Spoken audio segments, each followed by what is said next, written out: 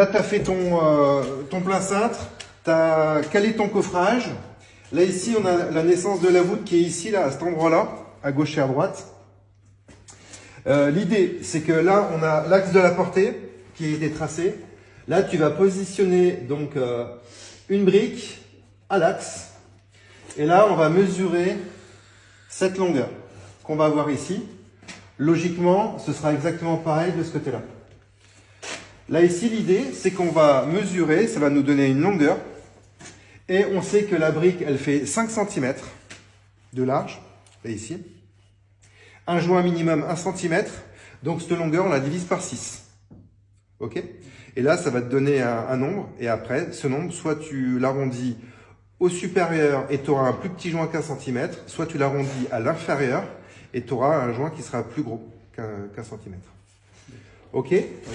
L'idée, c'est qu'on ait un nombre impair de briques. Donc, par exemple, je te dis un truc, là, tu vas avoir peut-être 11 briques ici. Donc, 11 briques ici, ce sera symétrique. Et là, 22. Et la 23e sera à l'axe, ce sera ta clé de voûte. OK? La clé, si tu veux, tu peux la positionner comme ça. Et puis les autres, tu les positionnes comme ça. Comme ça, ça met en valeur la brique, la clé de voûte. OK?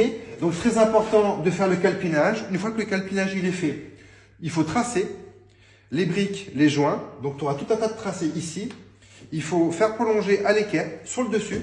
Donc là, on ne peut pas voir, mais il faudra te rehausser.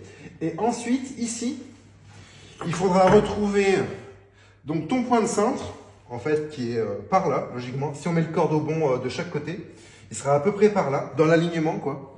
Là, ici, il faudra te mettre une pointe, attacher un petit cordeau. Et ce cordeau, il faudra le tendre de manière à vérifier tes briques, qu'elles rayonnent bien par rapport au point de centre. Donc les briques, elles ont à la fois le tracé pour t'aider, pour les poser. Il y a aussi la courbe de ton contreplaqué centrable, mais aussi le point de centre avec le cordeau que tu vas faire tendre pour regarder le rayonnement des briques. Voilà. Et les joints, ils seront en queue de billard et ils vont rayonner tous pareil. Donc ça veut dire qu'on aura la même ouverture à l'extrados en partie haute et la même ouverture à l'intrados en partie basse. OK? Vu qu'on a un seul point de centre. OK, ça marche? Oui. Merci.